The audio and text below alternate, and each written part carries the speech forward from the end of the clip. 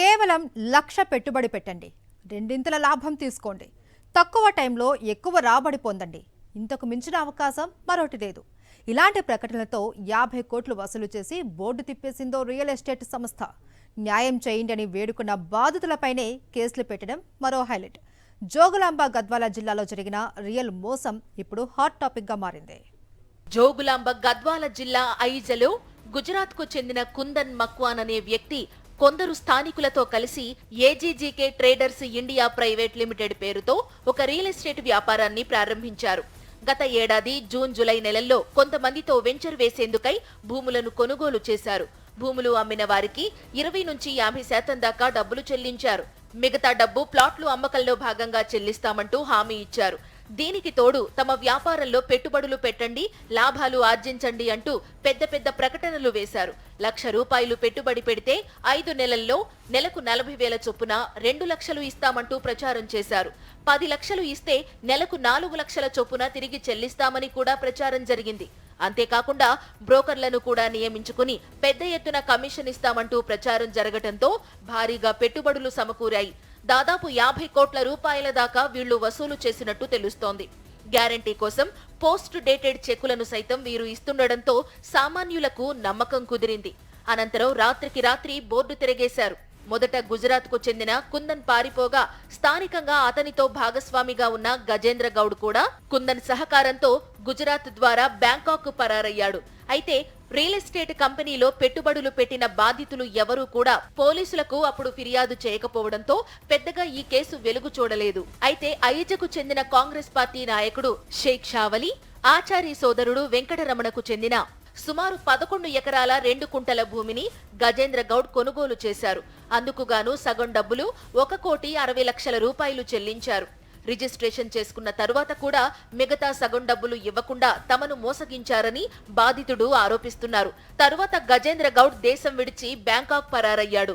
ఈ నేపథ్యంలో గజేంద్ర గౌడ్ బ్యాంకాక్ లో ఉన్న సంగతి తెలుసుకున్న షేక్ షావలి, మిగతా బాధితులు బ్యాంకాక్ వెళ్లగా ఎస్ఐ షేక్ షావలికి ఫోన్ చేసి గజేంద్ర గౌడ్ ను ఏమీ చేయవద్దని ఇండియాకు పిలిపించి కేసు సెటిల్ చేస్తానంటూ వాట్సాప్ కాల్ చేశారు. వాట్సాప్ కాల్ రికార్డును సైతం షేక్ షావలి బయటపెట్టాడు.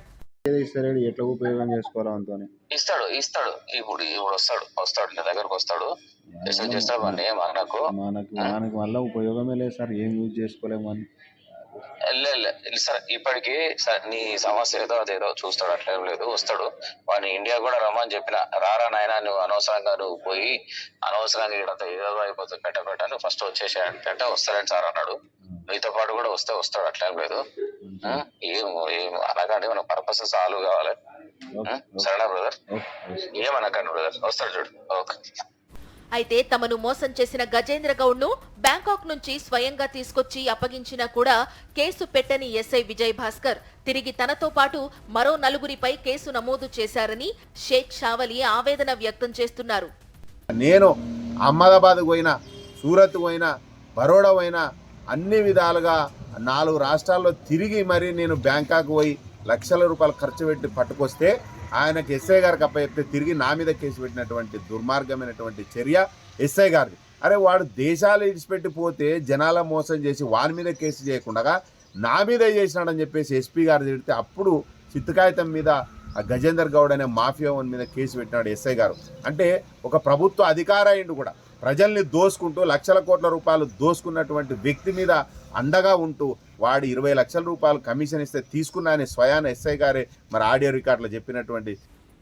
అయితే తాము చట్ట ప్రకారమే ముందుకు వెళుతున్నామంటున్నారు ఎస్ఐ విజయ్ భాస్కర్. తాము ఎవరికీ కొమ్ము కాయడం లేదంటున్నారు.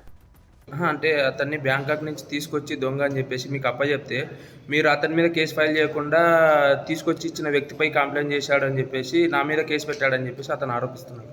ఒకటి యాక్చువల్గా ఎట్లా ఉంటుందంటే, ఇప్పుడు అతను దొంగ అని చెప్పడానికి అతని మీద ఎలాంటి ఎఫ్ఐఆర్ కానీ ఎక్కడ నమోదు కాలేదు. అట్లా ఇంకోటి ఏంటంటే బ్యాంకాక్ నుంచి తీసుకొచ్చి మామూలుగా మాకు అప్పచెప్తే మేము మా మీద కేసులు నమోదంటే అక్కడ జరిగిన సంఘటనలను బట్టి యాక్చువల్గా అతను ఒక కంప్లైంట్ ఇచ్చిండు. కంప్లైంట్ ఇచ్చిన తర్వాత విచారణకని పిలిపించాం. తర్వాత బయటికి వెళ్ళిన తర్వాత మళ్ళీ వాళ్ళు పరస్పరం గొడవ పడ్డారు. అట్లని చెప్పని మోసం చేసినందుకు ఇతని మీద గజేంద్ర గౌడ మీద చీటింగ్ కేసు నమోదు చేసినాము. మళ్ళీ వీళ్ళు ఈ గజేంద్ర గౌడ్ వాళ్ళ మీద వీళ్ళు ఏదో షేక్ షా వాళ్ళు ఏదో దాడి చేసినారని చెప్పని అదొక కేసు నమోదు చేసినాము. విచారణ చేస్తున్నాము. నిజాలు తర్వాత త్వరలోనే వెలుగులోకి వస్తాయి. ఎస్ఐ విజయ్ భాస్కర్ డబ్బులకు అమ్ముడుపోయే గజేంద్ర గౌడ్కు కొమ్ము కాస్తున్నారని బాధితులు జిల్లా ఎస్పీకి ఫిర్యాదు చేయడంతో ఈ కేసు సంచలనంగా మారింది.